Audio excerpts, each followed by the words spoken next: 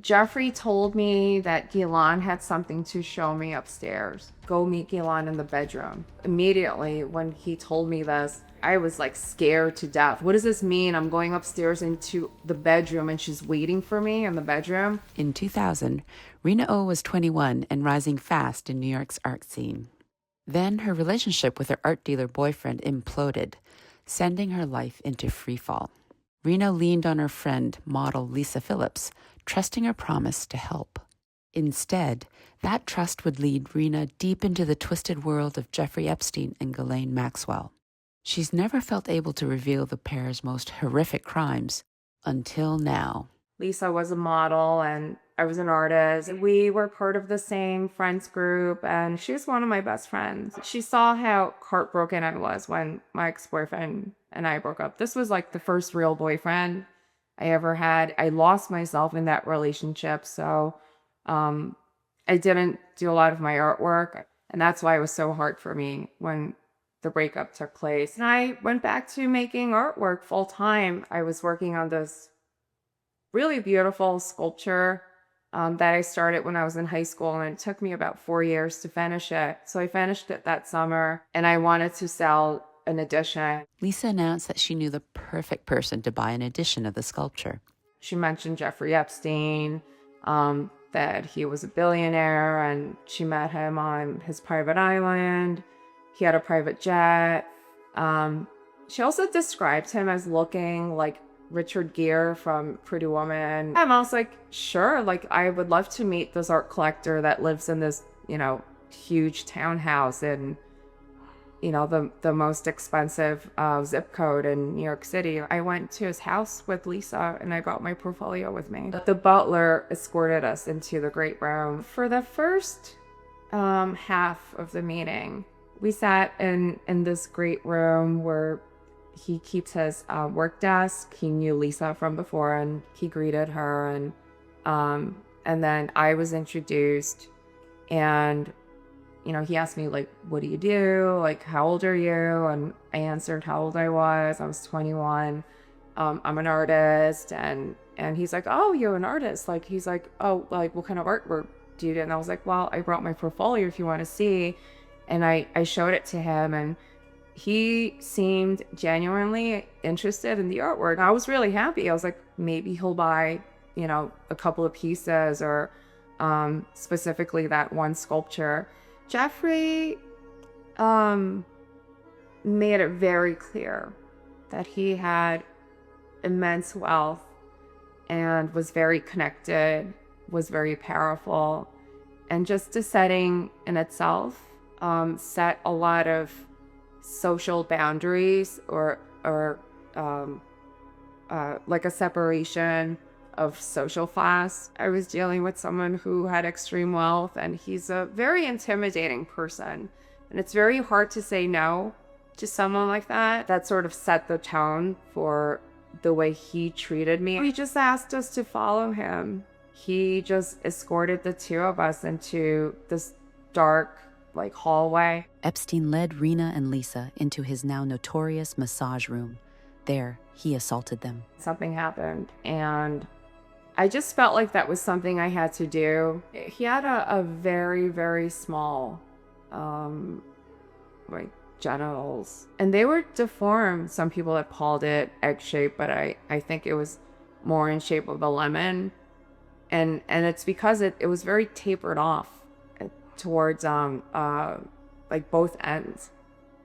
And that's not normal. I've never seen anything like that in my life. I haven't even seen it in like anatomy books, or other animals don't have genitals that look like that. I still to this day haven't really processed that day and that first time. It was not normal. He knew exactly what he was doing, but I didn't know what was happening. And I'm not certain if Lisa knew that was going to happen that day. It was something I wasn't expecting, and I didn't like it at all. But I felt like I had no choice. If I'm with this person or around this person who offered to be an art patron of mine, this was just something that women have done for a very long time. Like they have been sexually exploited by other artists or art patrons. And this was kind of something that was normal in the art world. After the assault, Rina and Lisa left Epstein's home. Outside, Rina still felt deeply unsettled until Lisa spoke to her about what had just happened. She called me the next day and she said, Jeffrey really liked you. And, oh my God, like, you should go see him again. And, immediately after that, the secretary called and told me that Jeffrey wanted to see me again. And we made an appointment and I went over to the house. Well, I still wanted to sell my paintings and my sculptures. And I was hoping that he would buy something or I would get something from going over there. In this business, in the art world, a collector will usually not buy an artist's work, especially if they're an unknown artist, after seeing it for the first time. They usually like having relationships with the artist, knowing them for a while. Like it may take sometimes a couple of years for a collector to buy a piece or several months. The second time I went to see him, I was escorted directly into that room. Not the study, but the room where the first assault took place. And then I entered the room. There was actually a stranger or another girl in the room with Giuffre, and they were both waiting for me. She actually ended up being someone that I knew. She was a sex worker who was an exotic dancer that my ex-boyfriend had met while she was working. And she was giving him a life dance, and they became friends. And it was really shocking to see this girl that I never liked, and then to see her in that room waiting with Jeffrey Epstein. I think even to this day that she was going to participate in an act of like sexual assault.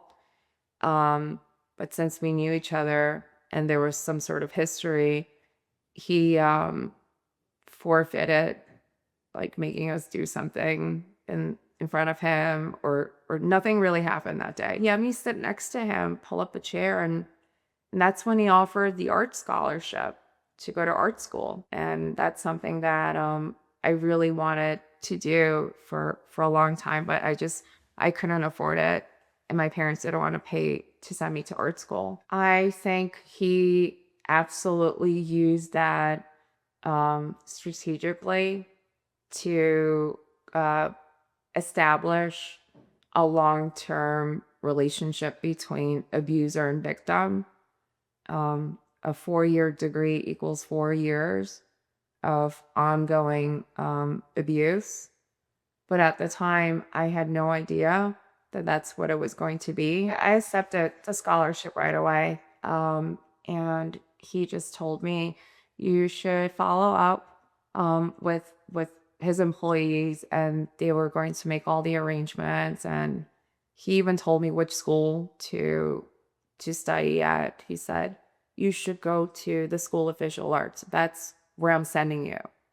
He didn't ask me, what art school would you like to go to? And I actually wanted to go to Parsons School of Design. But he told me where he wanted me to go. So I just listened to him. I was like, I wasn't going to argue with someone who's offering to pay for art school. Soon, the scholarship became a tool Epstein used against Rina. But then he continued to lure me back into the townhouse. Jeffrey traveled a lot. He was either in Florida or on his island, or traveling to Europe. And whenever he returned to New York, I would get a phone call, and there was an appointment that would be made. And each time I went back, I felt like I needed to go back, because now he was paying for my art education. And the philanthropist who's financing my education is calling me to come see him. And so it was very hard to say no. And I didn't say no, and I did go back whenever he called. And then the beginning was several times a week. And it went on for several months. He always liked telling me to sit down next to him on the desk, like he was giving me a lecture of some kind. So I quietly sat next to him while he gave me a lecture. He also just loved speaking instead of listening. Like he was very well, he was absolutely a narcissist. So narcissists usually like hearing their own voice and they don't really allow the other person to speak. So he was very intimidating, and also he dominated the conversations all the time. He called himself my mentor. So I viewed him as this sort of like older, um, like teacher type of person. And that's the type of relationship we had, except that he would take me into strange, dark rooms and something would happen with my teacher. I never showed him that I was upset because I'm from the Korean culture, and he was an older man, close to my parents' age actually, and I just viewed him as someone who was older than me that I should never disrespect.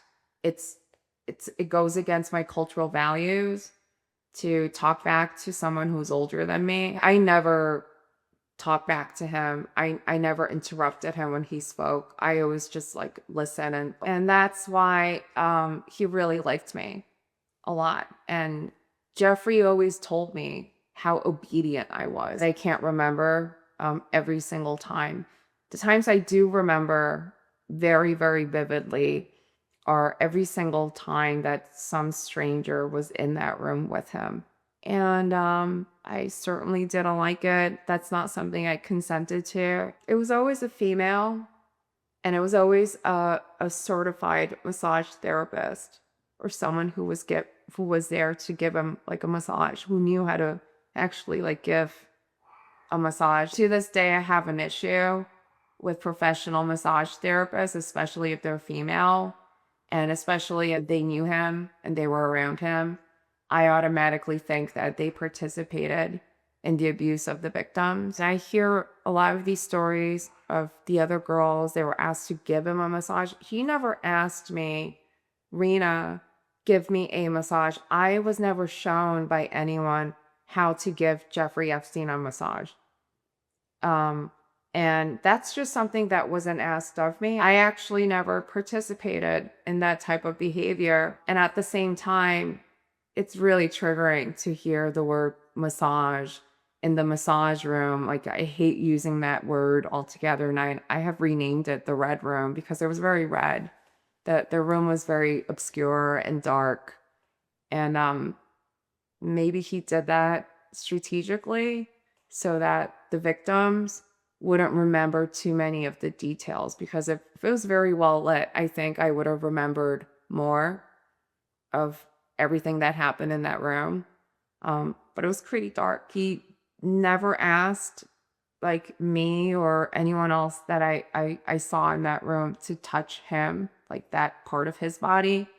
He mostly liked to watch like the girls, either with each other or just watch a naked girl in the room, or he would usually do something to me. Like, I wasn't doing something to him.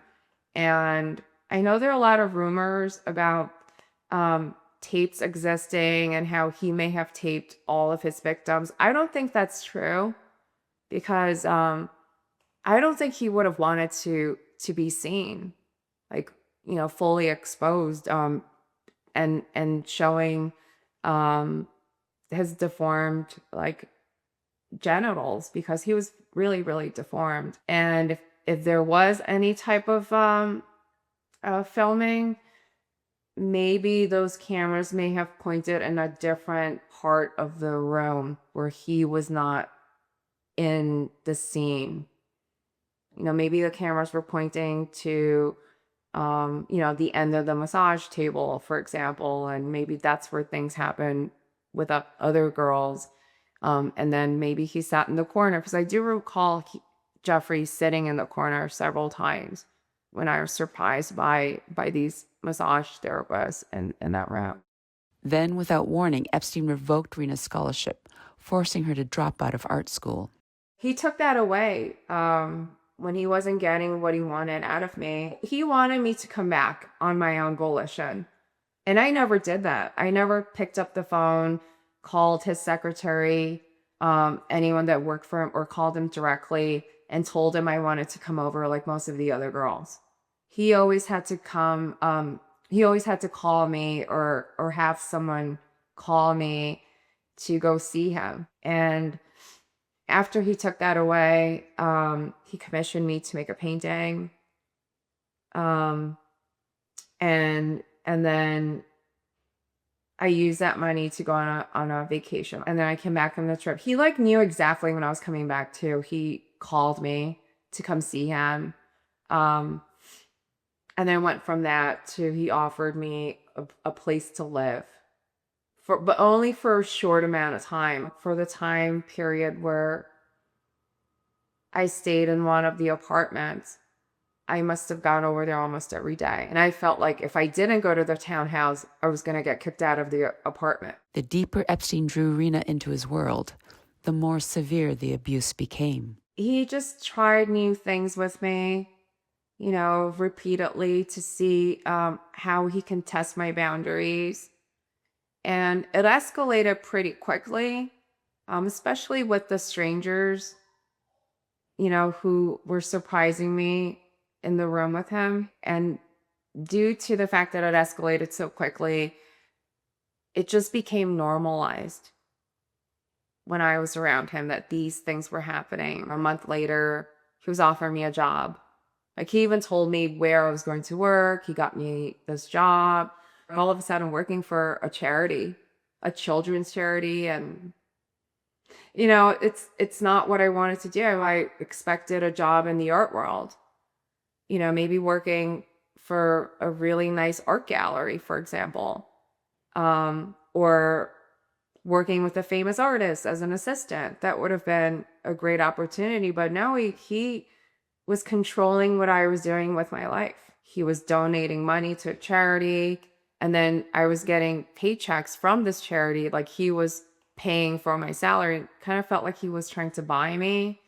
And I didn't like it. I ended up pursuing a full-time job that I got on my own, not through Giuffre. And I felt independent and I liked it. I don't think he liked it very much, but he pretended that he liked it. And then aside from that, I also was working on a sculpture project through the art foundations that had supported my work since I was in high school. And then he took the apartment away. So there was a lot of confusion. This is very common, a very common tactic that sex predators use on their victims. And they're grooming to control you so that you will feel powerless. You know, they have all the power. They're controlling you. And there's also like a suspense and a feeling of like the unknown, and to always fear that something will be taken away or they'll do something that you do not expect. And by then I was so disassociated. I had no idea what was happening to me. And he was just sort of like making me dance from every angle, like, and, you know, like poking me, like, here, I'm giving you this, I'm taking it away. After turning Rina's life upside down once again, Epstein moved on, obsessing about plans for his next vacation. So for many, many months, he asked me, you know, will you go with me to the island? He really wanted to take me to the island from like the very beginning. And I always refused to go, or I told him I couldn't go. I always had an excuse. And at the time, I couldn't really travel. I didn't have permanent residency status, but I had my application that was pending, and I was waiting to be interviewed. And I just didn't want to leave the country until I had my green card. And then I recall Jeffrey calling the pilot and asking him, you know, explaining the situation. And the pilot told him, well, it's a domestic flight. She can absolutely go. And I still didn't want to leave because it's outside of the domestic US. And so I still said no. And then he suggested Florida instead. And that's how I ended up going to Florida. At the Florida house, Rina met Ghislaine Maxwell and saw how she and Epstein operated together. He was not very fond of her. It seemed like they were like worst enemies when I saw the two of them together. And they argued a lot, and they had this kind of like back and forth, and they were constantly insulting each other. And I had never seen people interact that way before in my life. He would make some like obscene gestures at her, and then she would gesture back. And I thought it was really strange and bizarre, but then Jeffrey was a bizarre person. I never suspected that the two of them had a romantic relationship in the past. I thought for many, many years that it was all a lie. It was a setup, and it was a front for something else that the two of them were doing together. And it wasn't until the Maxwell trial and the FBI released these images of the two of them together in like intimate settings, and I was shocked to see that if they were a couple at in the beginning at some point, this would have been like the end of a really bitter divorce. Rina quickly realized the trip was nothing like Epstein had promised. He made it sound like a vacation when he initially invited me. There was another girl that was there with me. We were just contained in the house. Anytime we left the house, we were escorted by Giuffre. He had access to cars, and Ghislaine had access to cars. They were freely going in and out of the house. I didn't have any money. I just didn't even know where I was. And it wasn't a fun trip for me. Rina felt a surge of relief when she saw a familiar face arrive, Virginia Roberts, later known as Virginia Giuffre. I met Virginia in New York, but it was a very short meeting. It was like an introduction. Virginia was over at the house almost every day. And at one point, I actually even saw her bringing girls and leaving the house with the girl. And I met her ex-boyfriend several times. He was driving her back and forth, and the other girls. Virginia and Ghislaine were very, very close. That I noticed. They had a very close relationship. If Ghislaine were a teacher and Virginia was a student, Virginia would have been the teacher's pet. So that's the type of relationship the two of them had. He explained why Virginia was there. He said, I'm waiting for her to turn 18, and then I'm going to start doing things with her. He told me when I was 21, I was too old. I knew she was getting groomed from that day going forward. The trip continued to spiral, becoming a full-blown nightmare. Jeffrey attempted to abuse me with another stranger at the house in Florida. He just told me, like, meet me here at this time. And then I went up and you know, I thought he was going to be there alone. And then here's another stranger. And yeah, he attempted to do something. And I actually, that was the only time that I walked out of the room. Because they were already engaged in something. And you know, like I went in and then I went out. Even then, Epstein kept testing and crossing Rina's boundaries. The stories that I've heard from Jeffrey, he has told me a lot of different stories, and he thinks they're really funny. He thought they were funny stories, and I thought they were really gross and mortifying stories of girls doing things to each other. Ghislaine was involved, and she was facilitating all of this. Jeffrey told me that Ghislaine had something to show me upstairs, like go meet Ghislaine in the bedroom. And I just initially, like, you know, immediately when he told me this, I was like scared to death. What does this mean? I'm going upstairs into the bedroom and she's waiting for me in the bedroom.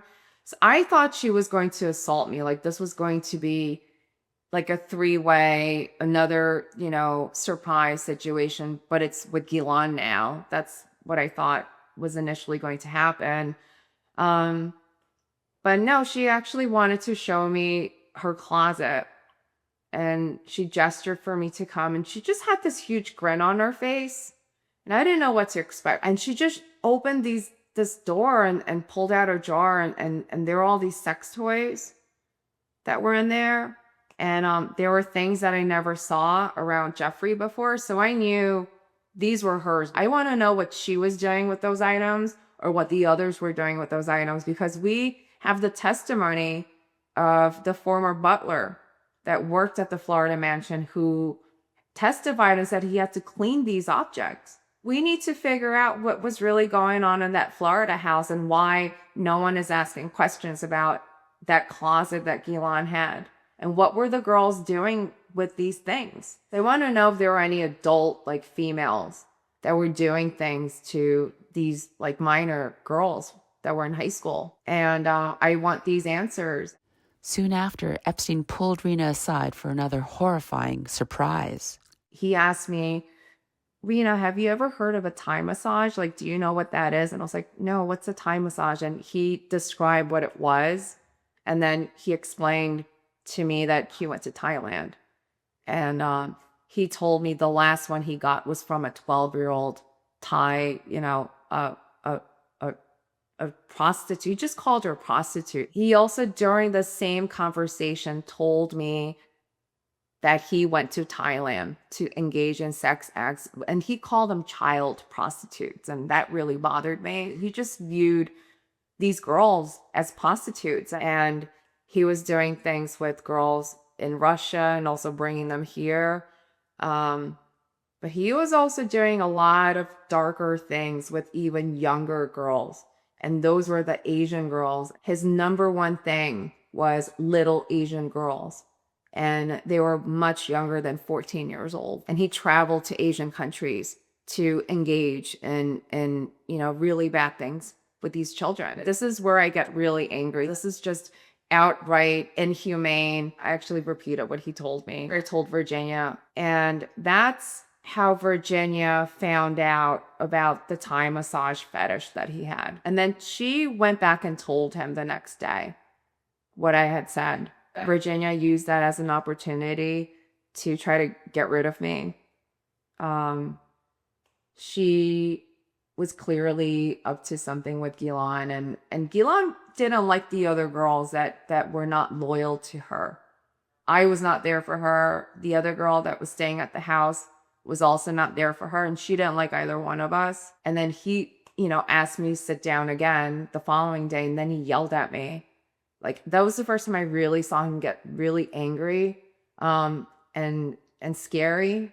And he was mortified. That was like one of his biggest secrets that she didn't even know, and Ghislaine didn't even know this. And I assumed they all knew, this was like an open secret of his, and it wasn't. He had only told me, and I betrayed him, and he threatened me that day. He told me he was going to do something to me if I ever told anyone what really went on around him. And I kind of started distancing myself from Jeffrey after that trip. I had tolerated so much of his behavior, but that was just something that I just I didn't want to be around him. After that trip, I saw very little of Jeffrey going forward for a while. He knew I was busy working on my sculpture project. I didn't have a cell phone, so he didn't have a way to reach me. But that was around the time that Virginia started traveling with him a lot. Finally, Epstein managed to reach Rina and pressured her into coming to see him. The last time I saw him, that's something I don't want to share. It's actually very triggering, and I may get a panic attack if I start talking about it. He clearly did something that really upset me, and he knew it. He actually got very defensive because of how upset I got. That's usually it's very natural for a narcissist, someone with narcissistic personality disorder, to get angry when they're confronted with doing something wrong. And that was his reaction, was anger. I had left that house like crying. I had ran down the street. That's how bad it was. And it was winter, and I just remember how cold it was, and it just felt like icicles were hitting my skin. I just felt like all the energy just draining out of my body. I mean, it was really horrible. I never saw him after that. I just didn't want anything to do with him. To this day, I have not walked down that street. I have kind of inched my way around the corner maybe, but I haven't been back to East 71st Street in over 2 decades. I reacted by starving myself, because I hated what he did to me that last day that much. That's the lasting damage that something like this can cause a victim. And most people, they don't understand because they haven't been through this. But survivors. They know and they understand because they also had these issues.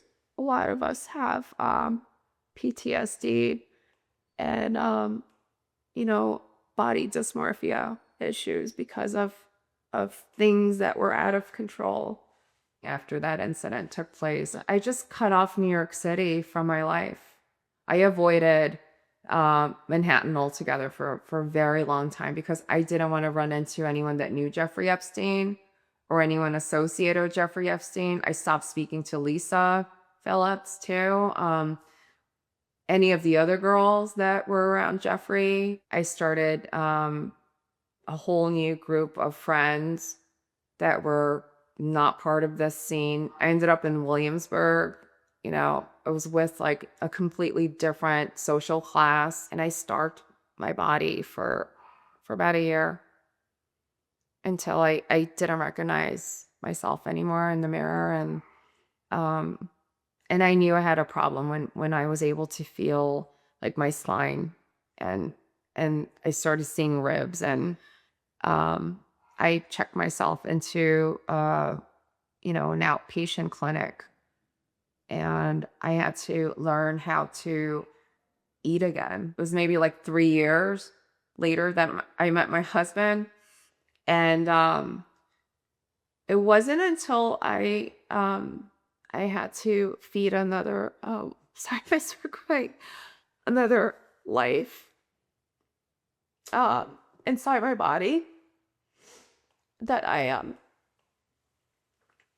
started finally having a better relationship with food and my body because I had to feed someone else. And it took me that's what it took for me to be okay with the way I looked. And it was for the first time that I stopped counting calories, and after my children were born, I pursued a culinary career, and I began to love food for the first time in a long time. Before Rina could process or even speak about what had happened to her, she was publicly portrayed as Epstein's girlfriend and a recruiter. For me, it led to years of mental anguish, stress, and not being able to live normally. I was basically non-functional for my family, and I'm really angry about this. The government doesn't identify me as a recruiter. They told me that I was just a victim, and unfortunately, I had to file a lawsuit to prove that I was a victim that got victimized by Jeffrey Epstein. People started treating me differently. My husband says that's the way you should have been treated from day one, but you were falsely labeled. Today, Rina is dedicated to helping other survivors feel safe enough to come forward and to uncovering any international crimes committed by Epstein and members of his inner circle. Everyone knows Thailand is a hotspot for pedophiles. Now I'm tying Jeffrey Epstein to Thailand and him going to Thailand and participating in these acts. Virginia was sent to Thailand to sex traffic a little small Asian child to bring back for Jeffrey to exploit. I want to know who else went on these sex trafficking trips, because he was sending other massage therapists to different exotic locations all over the world. And I want to know if there were massage therapists who were traveling around the world bringing back children for Jeffrey Epstein to exploit. Jeffrey's no longer here, but the victims, I hope they're still alive, and I hope they start coming forward. I do want the United States government to work with the government of Thailand and help these victims come forward and start speaking, because we need the whole truth now. We need a full transparency of what he did everywhere else, not just Florida. And anyone who enabled this behavior, they should be prosecuted.